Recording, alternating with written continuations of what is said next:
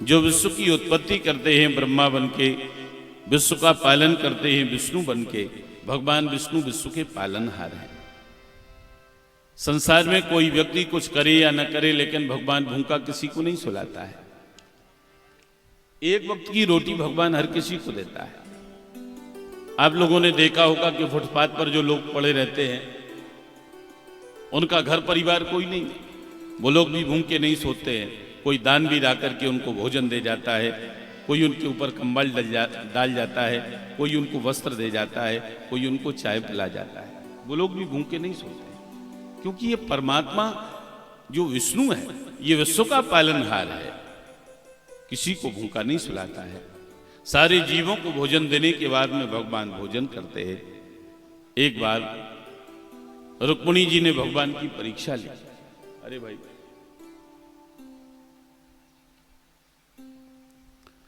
एक बार रुक्मिणी जी ने भगवान की परीक्षा ली कि मेरे पति सदैव ये कहते रहते हैं कि संसार के सारे जीवों को भोजन देने के बाद में मैं भोजन करता हूं, तो उसमें कितनी सत्यता है, कहीं ये झूठ तो नहीं बोलते। तो रुक्मिणी जी ने क्या किया कि एक दिन सुबह जब वो जागी, जाग करके सबसे पहले उन्होंने पृथ्वी पर रेंगती हुई एक चींटी को देखा। रुक्मिणी जी ने चींटी को पकड़ करके एक खाली डिब्बी ली, उस डिब्बी में चींटी को बंद कर दिया। दिन भर वो चींटी उस डिब्बी में बंद बनी रही। भगवान जिस समय भोजन करते थे, भोजन का थाल लेकर के रुक्मिणी जी जब पहुंची तो कहा, स्वामी भोजन कर लो। भगवान ने भोजन कर लिया। जैसे ही भगवान ने भोजन किया तो रुक्मिणी जी को हंसी आ गई। रुक्मिणी जी हंसने लगी। रुक्मिणी जी जब हंसी तो भगवान कहते हैं, रुक्मिणी तुम क्यों हंसी हो? रुक्मिणी जी कहने लगी, ऐसे ही। नहीं नहीं, ऐसे। भगवान कहते हैं कि नहीं, तुम कभी बिना कारण के हंसती नहीं हो।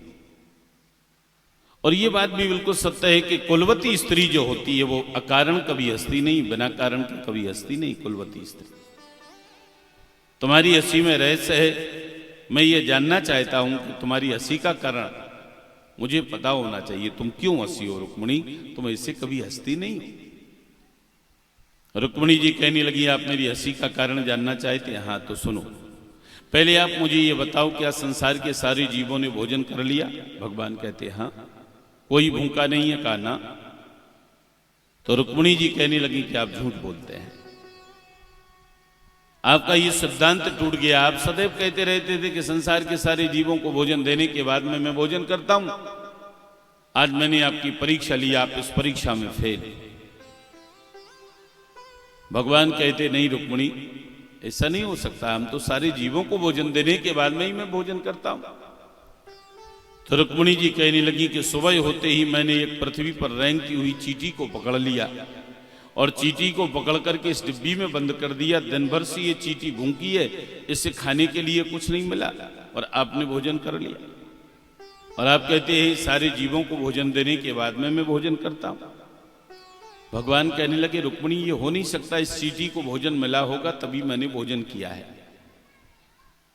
रुक्मिणी जी कहने लगी, मैंने चींटी को अच्छी प्रकार से डिब्बी को साफ करके उसमें चींटी को बंद किया था। हमने कुछ खाने के लिए उसे रखा ही नहीं था, कुछ नहीं मिला।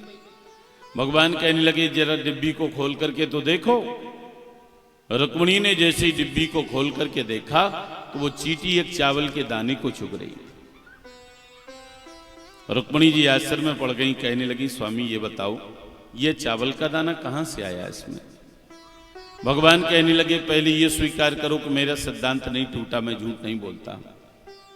रुक्मिणी जी कहने लगी, मैं मान गई, पर ये तो बताओ ये चावल का दाना आया कहां से इसमें? मैंने तो डिब्बी को साफ करके चींटी को बंद किया था, इसमें कुछ रखा ही नहीं, पर आया कहां से? भगवान कहने लगे, रुक्मिणी जिस समय तुम चींटी को डिब्बी में बंद कर रही थी तो तुम्हारे माथे में जो तिलक लगा, तिलक में जो चावल लगे हुए, तिलक का चावल निकल करके इस डिब्बी में गिर गया। तुमने ध्यान नहीं दिया और डिब्बी को बंद कर दिया, तो चींटी को भोजन मिला। कहने का तात्पर्य मेरा यह है कि परमात्मा भूखा किसी को नहीं सुलाता है, एक वक्त की रोटी वो देता है। विश्वोत्पत्त्यादि हेतु तो गए, विश्व की उत्पत्ति करते हैं ब्रह्मा बन के, पालन करते हैं विष्णु बन के और संहार करते हैं शंकर बन के। तापत्रय विनाशाय तीनों तापों का नाश करते हैं कौन? सच्चिदानंद भगवान। ऐसे सच्चिदानंद भगवान को हम सभी लोग मिलकर के प्रणाम करते हैं। सर्वधर्म संगम, धर्म के सच्चे प्रहरी।